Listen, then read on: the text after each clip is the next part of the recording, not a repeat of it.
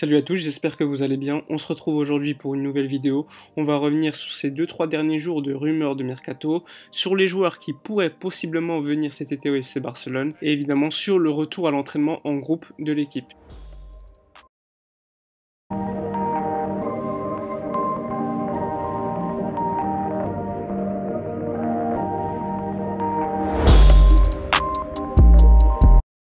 Comme vous le savez, il y a certains noms de joueurs qui reviennent assez régulièrement dans les rumeurs mercato, du coup je parle énormément de ces joueurs, et vu que parfois les rumeurs ne sont pas crédibles, il faut vraiment faire le point assez souvent et déterminer ce qui est crédible et ce qui ne l'est pas. Alors comme vous le savez, le nom de Pjanic revient énormément dans les rumeurs mercato ces derniers jours, que cela soit à Chelsea, avec la possibilité d'un échange avec Jorginho, que ce soit encore au Paris Saint-Germain, là on parle de Leandro Paredes, et évidemment FC Barcelone, on parle énormément d'Arthur. On le sait, Arthur a déjà dit de nombreuses fois qu'il ne voulait pas quitter le FC Barcelone, du coup le Barça a placé d'autres noms dans les négociations dans un possible échange avec Pjanic, notamment le nom de Rakitic. Et Ivan Rakitic n'intéresse pas du tout la Juventus de Turin, puisque selon Di Marzio, le journaliste italien assez fiable en la matière, la Juventus de Turin serait ouverte à un échange avec le FC Barcelone concernant Pjanic, mais le joueur qui devrait aller à la Juventus de Turin en échange, c'est Arthur Melo, pas d'autres joueurs. Et comme vous le savez, Arthur Melo, lui, veut absolument rester au Barça. Du coup,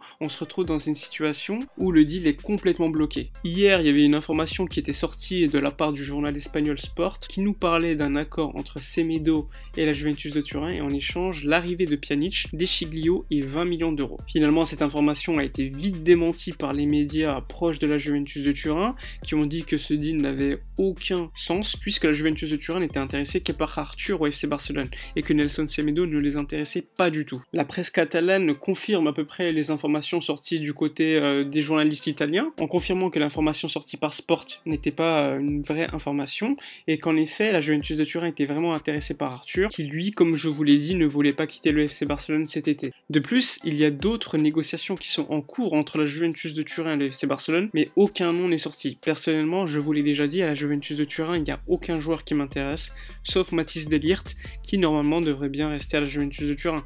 Donc je ne vois pas l'intérêt pour le FC Barcelone au niveau sportif de recruter actuellement à la Juventus. Donc, si Nelson Semedo n'intéresse pas la Juventus de Turin, il ne reste plus que un ou deux clubs pour Nelson Semedo, l'Inter de Milan dans un éventuel deal pour Lautaro Martinez, ou encore Manchester City dans le deal pour Cancelo. Concernant le deal pour Lautaro Martinez, il n'y a pas de changement. L'Inter de Milan est intéressé par Arthur Melo, comme d'habitude. Arthur Melo, lui, comme je vous l'ai dit, ne veut pas quitter le FC Barcelone. Du coup, l'Inter de Milan serait intéressé pour vendre Lautaro Martinez que dans le cas où le Barça apportait au moins 90 millions d'euros et ajouter un joueur dans le deal. Comme vous le savez, actuellement, le Barça n'a pas énormément d'argent, donc 90 millions d'euros sur un joueur, ça me paraît impossible. De plus, je trouve que la valorisation de Lautaro Martinez est assez excessive. C'est certes l'un des meilleurs numéro 9 à en devenir, mais actuellement ce n'est pas le cas. Avec en plus de cela un contexte qui n'est pas favorable à l'investissement de joueurs, je ne comprendrais pas pourquoi le Barça investirait autant. Faut pas oublier que Lautaro Martinez est venu à l'Inter de Milan il y a environ 2 ans, qu'avant il jouait au Racing en Argentine, qu'il a eu certes une saison d'adaptation où il a été plutôt bon, puis cette saison devait être la saison de confirmation. Avec Lukaku, on peut le dire, il y a une connexion qui est quand même assez indéniable, et pour moi Lukaku est encore meilleur que Lautaro Martinez cette saison. Et attention, je ne dis pas que je préfère Lukaku à Lautaro Martinez, je préfère Lautaro Martinez dans son profil, il serait à mon avis compatible avec Lionel Messi et un autre ailier pour jouer au FC Barcelone, mais comme je vous l'ai déjà dit, pour moi, avant la crise du Covid-19, Lautaro Martinez c'était 60-65 millions d'euros, pas plus. Alors certes, je peux comprendre que l'Inter de Milan, qui ne veuille pas vendre le joueur, fixe son prix à 110 millions d'euros, c'est-à-dire à peu près sa clause libératoire qui est valable pendant 15 jours au mois de juillet, mais dans le cas où ils veulent le vendre, je ne comprends pas pourquoi ils fixent son prix à un prix aussi élevé alors qu'il est loin de valoir ce prix. Enfin bref, ça va être un dossier qui va nous suivre pendant encore de longues semaines.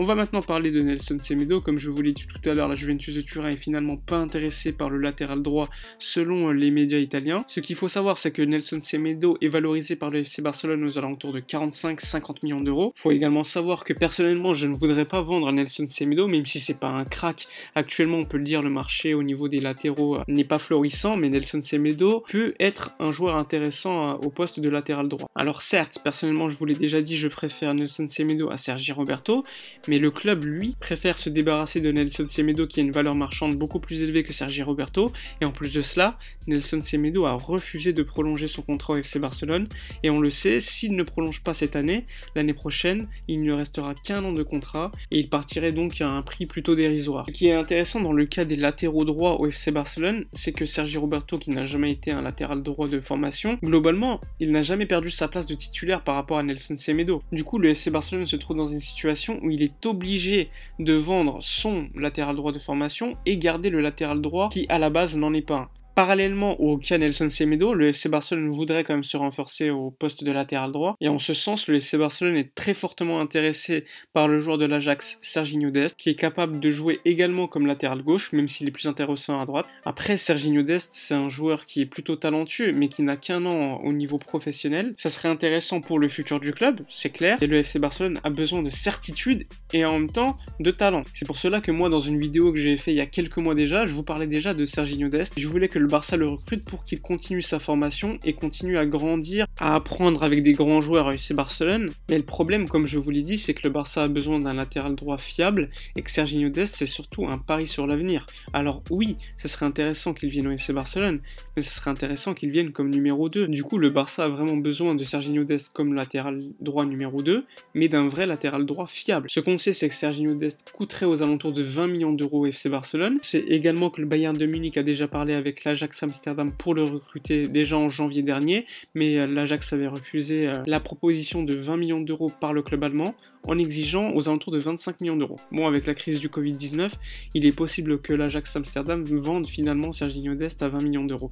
Après, il y a d'autres clubs intéressés, notamment le Borussia Dortmund et le Paris Saint-Germain. Mais bon, selon des interviews que j'ai vues, Serginho Dest rêve du FC Barcelone déjà depuis quelques années. Personnellement, le meilleur deal, en tout cas le moins pire des deals possibles pour le FC Barcelone pour renforcer son poste de latéral droit, c'est d'échanger Nelson Semedo contre Cancelo et de l'argent, et cet argent permettrait de financer en plus l'arrivée de Serginho Dest. Cependant, dans ce cas-là, le Barça aurait 3 latéraux sur le côté droit, avec Serginho Dest comme doublure de Cancelo, et en plus de cela, Sergi Roberto. Mais personnellement, si on était dans ce cas-là, je replacerais Sergi Roberto en tant que milieu de terrain.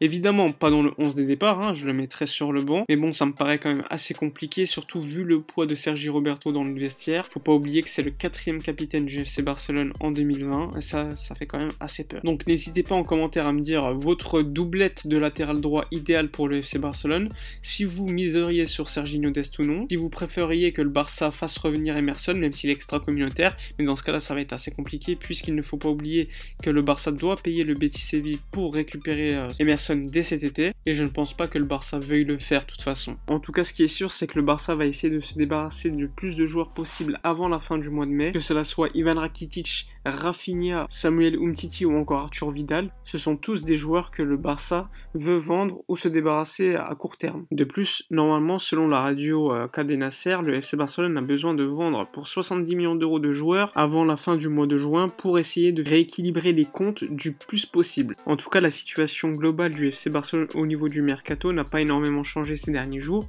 On dit toujours que le recrutement pour Lautaro Martinez avance, mais il y aura quand même des complications puisque l'Inter de Milan est certes disposé à se débarrasser de Lautaro Martinez, mais à un prix quand même assez élevé. Concernant Miralem Pjanic, la Juventus de Turin est fortement intéressée pour s'en débarrasser, mais il demande Arthur en échange. Et comme je vous l'ai dit, Arthur ne veut pas quitter le FC Barcelone, et heureusement j'ai envie de vous dire, parce que je préfère largement garder Arthur Melo, qui a certes 22 ans, qui n'a pas prouvé encore énormément de choses au haut niveau, que Miralem Pjanic, qui a déjà quasiment 30 ans, qui sort en plus de cela d'une saison assez compliquée avec la Juventus de Turin. Alors certes, il pourrait venir au FC Barcelone comme étant un complément d'Arthur Melo, Busquets, Frenkie de Jong et d'autres milieux, mais il n'y aurait aucun intérêt pour le FC Barcelone d'échanger Arthur Melo pour Miralem Pjanic. En tout cas, hors mercato, on a appris d'autres choses, comme par exemple que les grands clubs européens s'organisaient déjà pour la saison prochaine et prévoyaient déjà des baisses de salaire générales pour faire face à la crise du Covid-19 qui devrait également se répercuter sur la saison prochaine. Et du coup, l'une des manières qui est très efficace pour les clubs, c'est de s'organiser pour baisser de manière générale tous les salaires de tous les joueurs à un pourcentage similaire pour éviter qu'il n'y ait pas d'harmonisation entre tous les clubs européens. Concernant la reprise des entraînements par les joueurs, Ils ont repris en groupe ce matin, puisque le gouvernement espagnol et la fédération espagnole permettent aux clubs de Liga de pouvoir s'entraîner non plus individuellement, mais en groupe. Et en ce sens, on a vu ce matin, par exemple, lors de l'entraînement du FC Barcelone, le retour des rondos qui permet aux joueurs de toucher le ballon et d'être assez proches les uns des autres. Normalement, les matchs de Liga devraient reprendre courant le mois de juin. On verra d'ici là si les joueurs auront atteint une certaine forme physique, puisque reprendre après une aussi longue pause, ça pourrait causer des blessures musculaires. D'ailleurs, on a vu que Samuel Umtiti était déjà blessé au FC Barcelone. Enfin bref, c'est la fin de la vidéo, j'espère qu'elle vous a plu. N'oubliez pas comme d'habitude de vous abonner à la chaîne si ce n'est pas fait, de liker la vidéo et de donner vos avis sur les potentielles rumeurs dans la section commentaires. Nous on se retrouve pour une prochaine vidéo et d'ici là comme d'habitude, portez-vous bien.